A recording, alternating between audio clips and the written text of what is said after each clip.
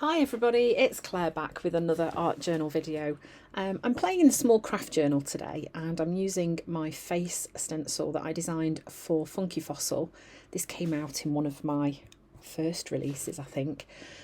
This is a great way to make a start to adding a face into your journal page. It kind of gives you the basic placements for the eyes, nose and mouth and gets you started. So you can see here I've just plonked that in the middle of my page. So I want the face that I'm drawing to be the focal point of this journal page, and I quite often don't put things right smack bang in the middle, but this time I wanted it to be there.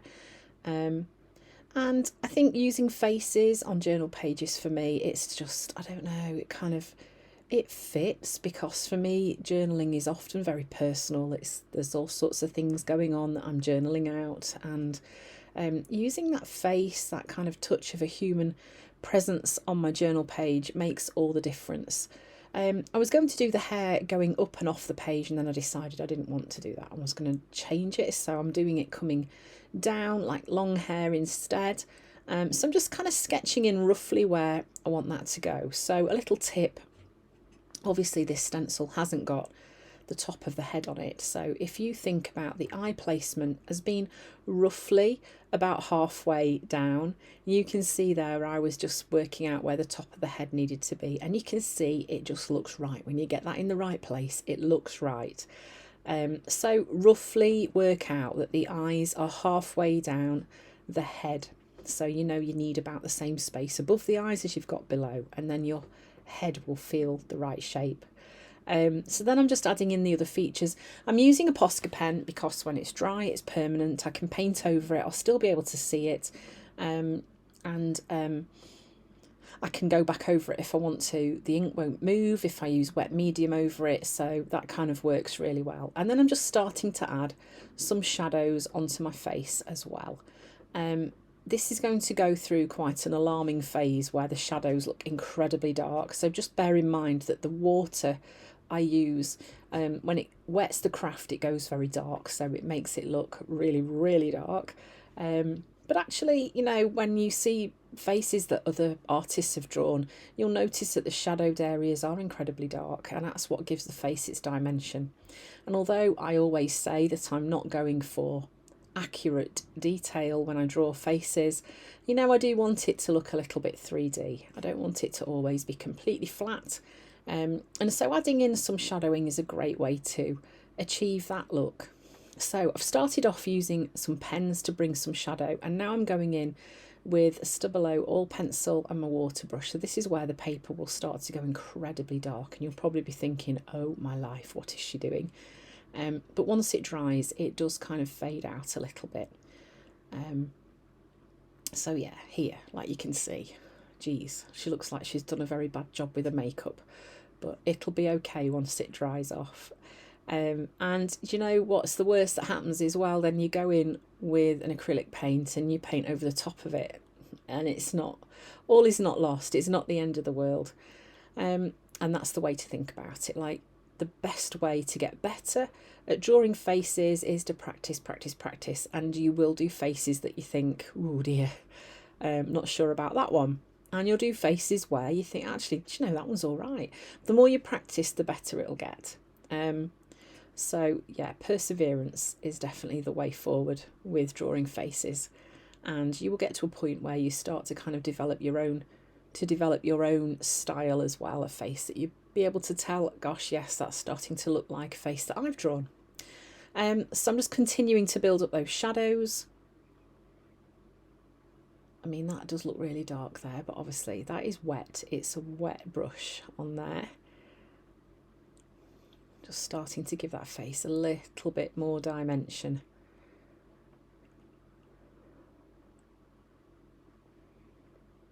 And then I'm adding some colour to the eyes.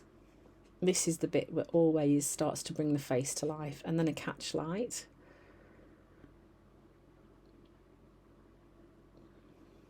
And then I'm leaving the face alone for now, and I'm going to start working on the hair. So this is syrup, and I'm just adding that colour all over the hair, and then I'm going to go in with tints of syrup, so adding a bit of buff, mixing that in with it just to make some lighter tints of it, and I'm going to add that over the top of the syrup just to add some different colours and dimension to the hair as well.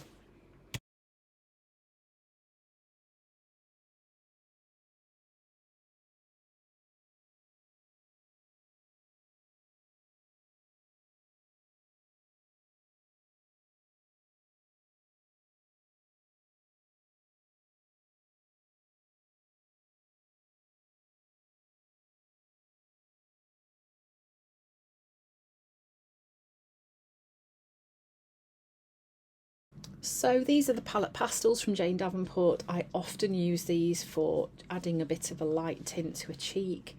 It doesn't really show up brilliantly on camera. And then I am almost applying this like a little bit of makeup to the face too. Bit of eyeshadow, just playing really. Then I'm using some of the darker colours just to play with those shadow areas and just soften those up a little bit as well. Yeah, it's just fun to play, isn't it? These are really lovely to use for this kind of thing, and I actually can't really see why, if you had a makeup palette that you didn't use anymore, that would probably work just as well. You might, if you didn't want it to transfer onto other pages, you might need to use a fixative just to fix it all in place. Hairspray does work quite well for that too. Just adding some highlights onto the face as well, and the face looks a bit of an odd shape at the minute because my book is partly, the pages are lifting on the left, so it's making it look like it's a bit of a funny angle, but yeah, it kind of had achieved what I wanted to.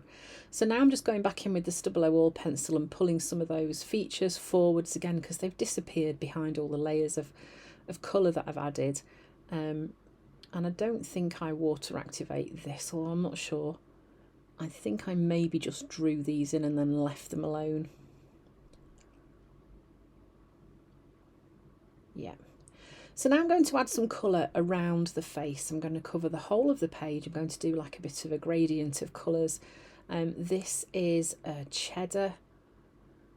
And then I think I use rouge, and I'm kind of blend the colour one into the other. So I'm going for kind of an autumny theme, which is why the girl has got like kind of nice autumnal brown hair.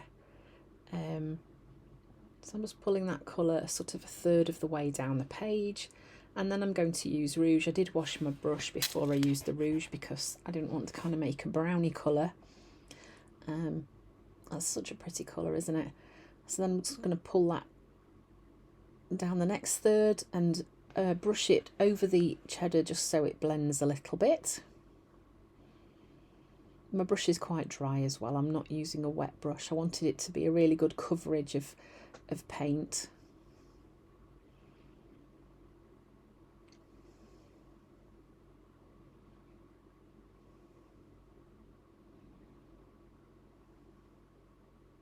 And then this is fuchsia, and here I have mixed it a little bit with the rouge, and I'm just going to pull that up over the rouge a bit too.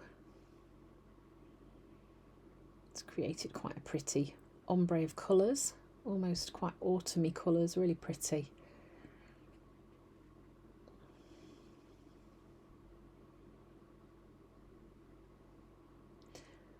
And then I'm just doing a little bit of tidying up there. Fussing, I suppose you might call that. And then just blending that to where those colours meet. So now I have cut a leaf shape out of some card to create a mask of a leaf, and I'm going to mask over the top of those colours using sand, just to give an idea of leaves. And you can see I'm altering the direction the leaves are going in so that it's got variety and it kind of feels a little bit more organic. I don't really want the leaves all pointing the same way. And I want some of them coming off the page, some of them peeping onto the page, just to help with how it all flows together.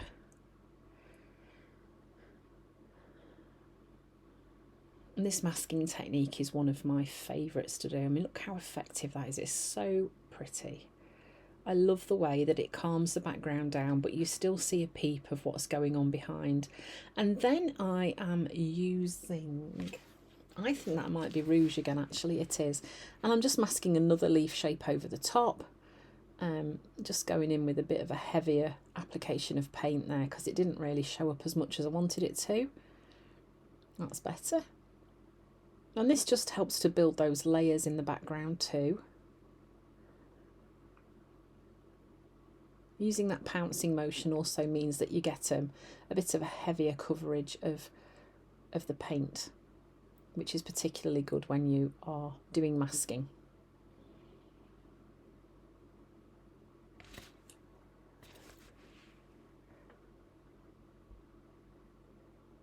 Okay, so then I'm using my dots and dashes stencil from Funky Fossil that I designed, along with some fuchsia again. So I'm using pretty much all the colours on my background layer that I have used already.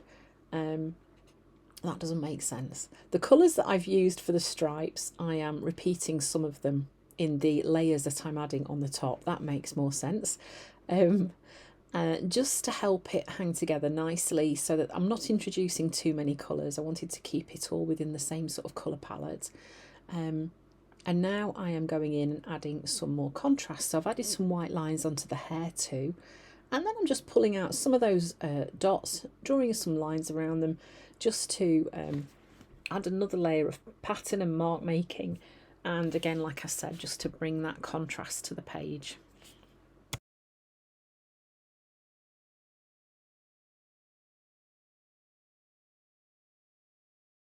And next I am using some black archival ink and using my dotty stamp from Funky Fossil just to add some more marks onto the page too, around where I've done all the dots, the stenciling.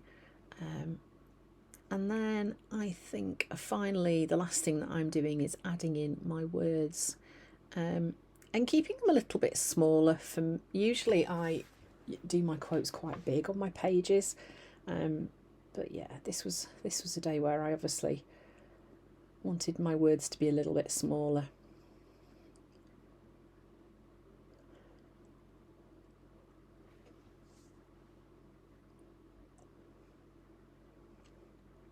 Reflecting how I was feeling at the time.